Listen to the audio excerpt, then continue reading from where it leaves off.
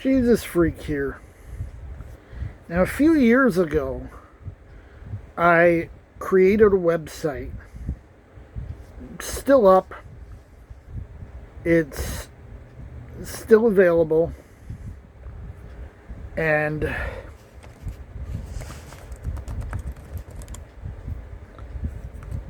I've sometimes referenced it in various other things I've done.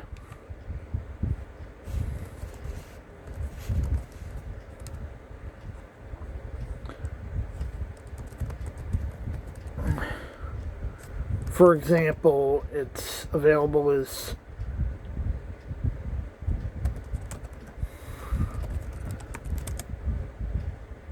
kjv.volcanobible.org. And I produced this rather primitive looking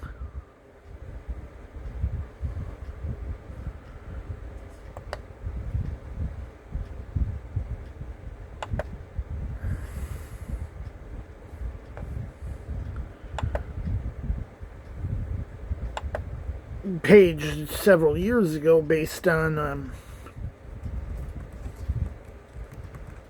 originally it was a design that I had set up probably about 20 years ago for a different project and just kept using on, as I went from this project to this project, and it was designed around what was common at the time. Very late CRTs, early square LCDs,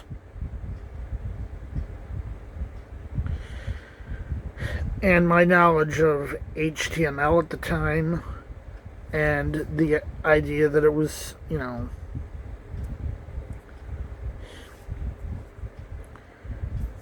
kind of bare bones by its design.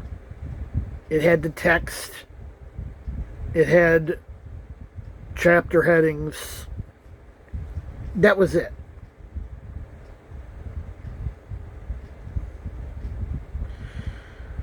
Now,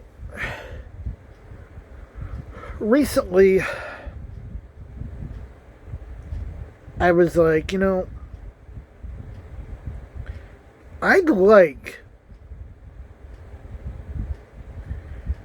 to have a Bible app of sorts, I guess, specifically for the purpose of if I'm doing, like video conferencing or whatever. Something, better suited to that purpose. And I came up with a new design. Initially, it was just the text. In a similar format to the old one, but on all one page. But then, as a side effect of something I took into consideration when I designed this version of the page, I was able to do some new stuff. The old one didn't have any sort of tagging on the verses. So, if you wanted to seek to a particular point, I think I might have had it where you could seek to a specific chapter, but that's as precise as it got. The new version is actually designed where you can link directly to a verse. And this is built in at the lowest level. This also helped me automate certain things, like when I got about halfway through copying the pilcrows from another source into the text, which didn't have pilcrows at all, or any sort of mark where they should be, I got fed up and said, isn't there any way I could automate this? And I wound up, creating a list of verses and then converted that into a bunch of codes which corresponded to the keys.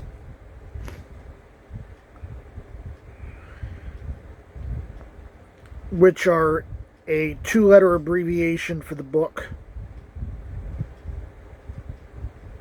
possibly prefixed by a numeral if that's necessary, still 2 letters, underscore, chapter, underscore, verse. So JN underscore 3 underscore 16, or 1JN underscore 5 underscore 7. And this systematic tagging of every verse in the Bible allowed me to automate this process. Now, dealing with some of the features that I want to add is proving to be a bit of a pain. I decided I wanted to come up with some way to have the notes at least in the file, even if they weren't referenced. And I can code it in such a way that I can write a translator that will turn it from just tags in the file into actual pop-up notes. And I can figure out the nitty-gritty later. In order to make this easier, I have a text file. I started with a text file that has a list of most of the notes, but it's incomplete and it's keyed to a 1611 text. I converted the references to my tags. So there's the tag, an @ sign, followed by a context mark, followed by another @ sign, and then a note in HTML format. So what I'm going to have the thing do is there will be an automated process that I do at the end where it goes through, searches for a particular verse, then searches for a particular phrase, and places the note at the beginning of the phrase, just like you'd find it in a KJV that has the notes.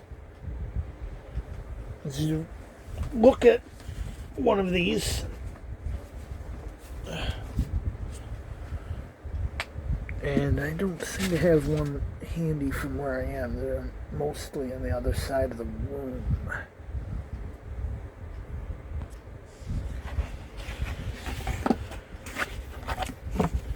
But this particular Bible was one of the ones I was using as an overall guide for the look and feel.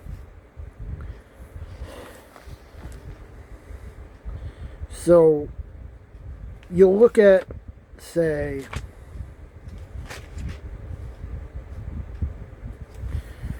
if you look at a Bible like this, you'll notice that the notes are on the left-hand side before what they reference.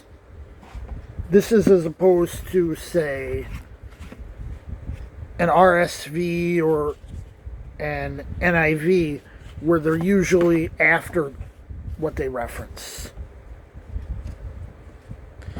But I opted to put them before, and that's actually going to make things easier.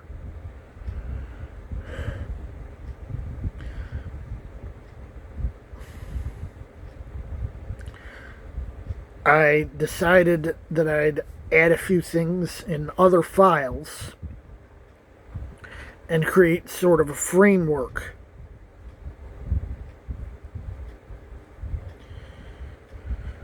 that the system could build off. Where with my old design, you have just navigation on the left, text on the right.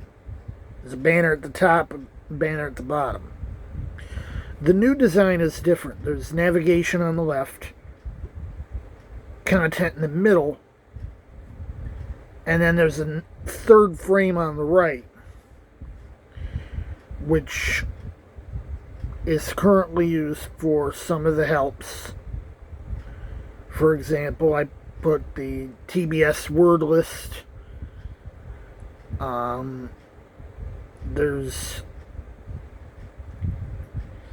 the Scottish metrical psalter, which I found once in the back of a Bible. And I'm like, if I find anything else that's useful, put it in here.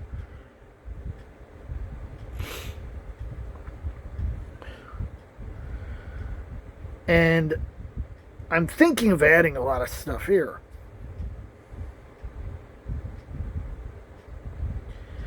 And this gets me to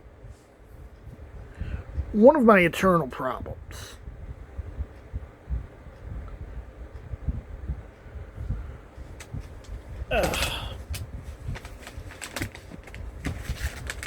There's a feature I like in some of the Bibles I've got. Well, they'll start out with a book introduction.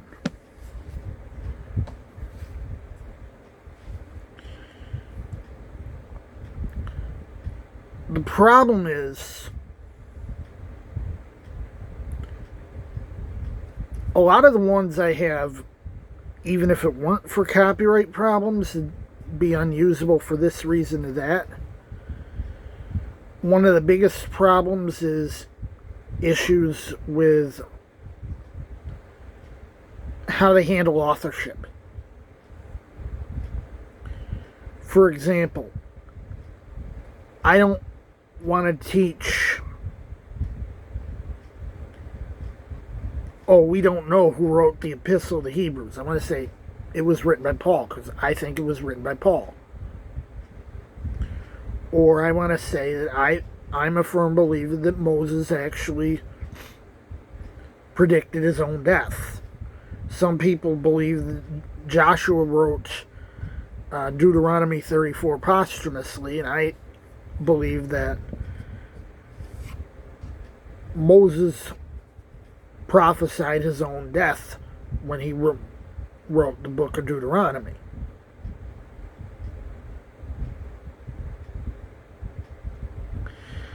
Also,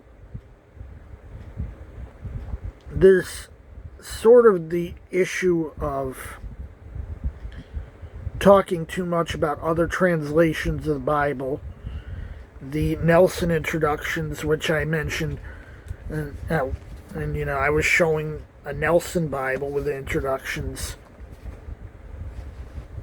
Talks too much about the Septuagint, talks too much about the Vulgate, uses Yahweh when the text itself uses Jehovah. So it comes across kind of schizophrenic.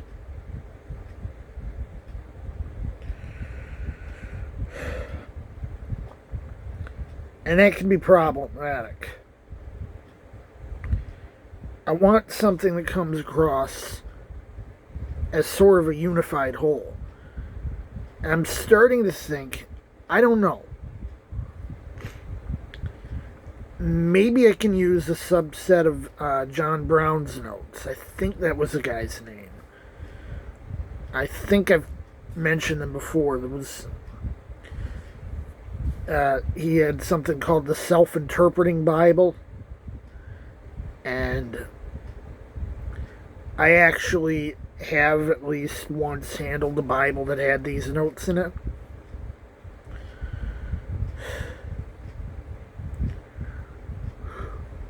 Notably, it had a complete reinterpretation of Song of Solomon in a Christological sense. consistent with how the translators of the KJV interpreted it.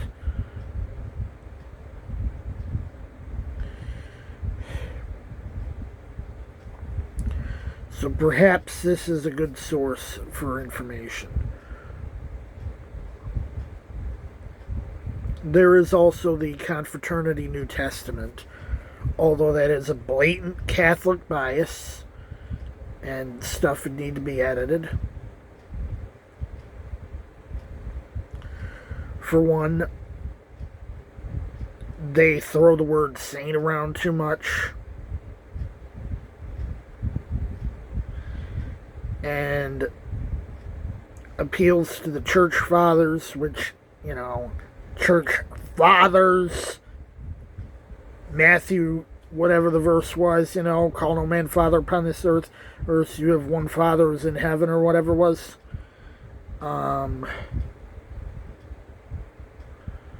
So there's issues with pretty much every source I've got.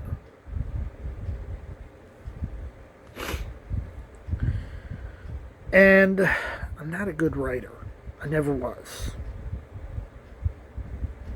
I probably mentioned it before, but if I didn't, or if you haven't, you'd probably be surprised to find out that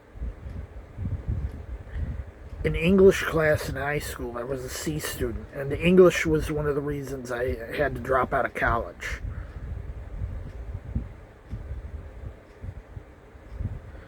I'm not a good writer. My thoughts are all over the place.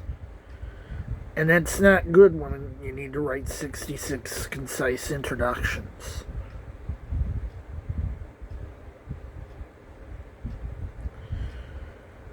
So, that's where I'm at. Jesus freak out.